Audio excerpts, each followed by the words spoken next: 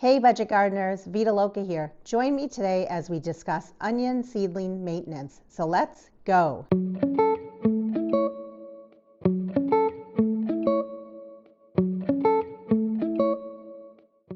Today is February 22nd. About 2 weeks ago on February 7th, we multi-sowed a whole bunch of onion seeds. In case you missed that video, I'll put a link to it down in the description. I wanted to bring you along because I'm at the point where I want to start potting up my onion seedlings, and I want to talk a little more about what to expect with onion seedlings as you grow them indoors. When we originally sowed the onion seeds, we sowed them very heavily inside of a restaurant takeout container. And I chose that container because I knew that the seedlings were only going to be in there for a very short a period of time. And then my plan was to pot up the seedlings into 3-inch containers, a process that I did last year and it worked well for me. When you sow onion seeds, there are so many different ways you can do it. You can sow them in 6-cell packs. You can sow them in nice big foil containers that you can get at the Dollar Tree. It's really up to you on how you want to sow your onion seeds and how many times you want to pot them up before you bring them outside. I choose to sow them in restaurant takeout containers because only the viable seeds will germinate. Once those seeds germinate, then I prick out the seedlings and I put them into a bigger container. That's known as potting up. When it comes to fertilizing my onions, I'll be fertilizing them once a week using liquid fish emulsion. And I made a video showing my process for bottom watering as well as fertilizing my plants. I'll also include that in the description. The 3-inch pots that I received from a local garden center. They have a recycling bin and they often have pots that they're just giving away for free. And I found that the 3-inch pots are a perfect size for the onion transplant. When we originally sowed the onion seeds, I put them in seed starting mix. However, now that they're going to get bumped up into the 3-inch pots, they're going to go into potting mix. I like to make my own potting mix. I use 4 parts of peat moss, although you can use cocoa coir if you want, to 1 part of perlite and 1 part of vermiculite. And then I add a very small amount of the dolomite lime. I don't measure it, I just sprinkle it lightly on the top. And the reason I add it is to offset the pH for the peat moss. And then I like to pre-moisten my potting mix. The way I do it is I actually add boiling hot water to the top and I really mix it in thoroughly.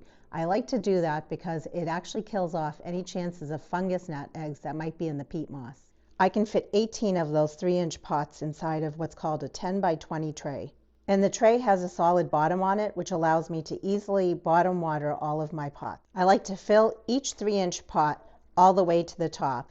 And once I've filled up the pot, I want to press down just to eliminate any air pockets that might be inside of the pot.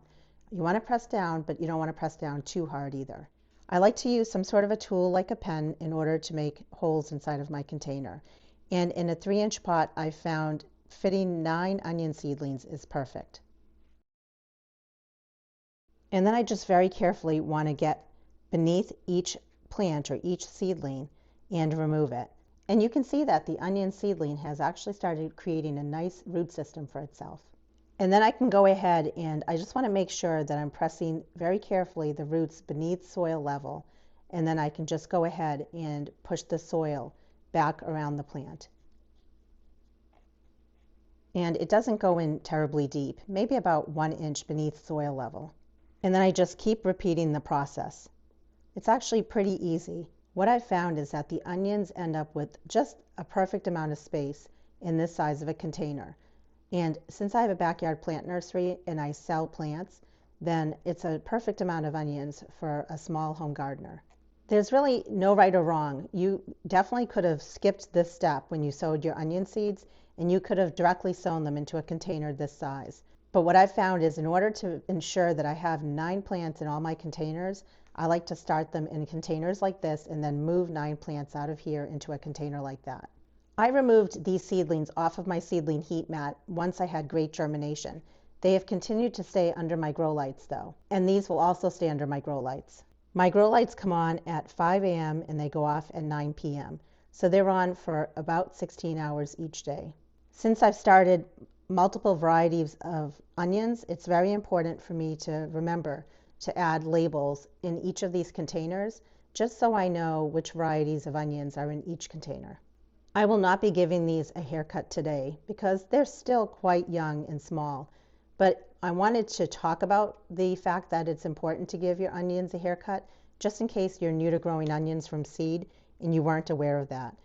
Definitely be on the lookout for future videos, and I'll show you my process for actually giving the plant a haircut.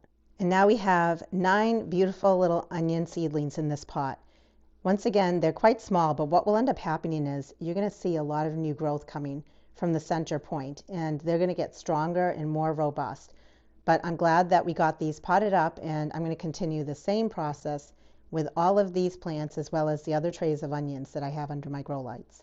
I've found that it's a good practice to give your onion seedlings a haircut every so often. A few reasons why you want to give your onion seedlings a haircut is it promotes stronger roots, stem development, it makes transplanting a lot easier, and it controls the height. Otherwise, your seedlings get too tall and they're going to hit your grow lights. When it comes to when should you give your onion seedlings a haircut, you typically want to wait until you have a few sets of onion leaves on your plant. And then at that time, you can go ahead and cut back your plants to about 3 inches in height. Be sure to use sharp scissors or cutting shears in order to make a nice clean cut. And you can repeat that trimming process on an as-needed basis with your plants. And don't just throw away your trimmed tops. Go ahead and use those in your cooking if you want to. Let me know if you have any questions about this process. I'd also love to know what are your favorite kinds of onions that you like to grow. And until the next video, make it a great day with gardening.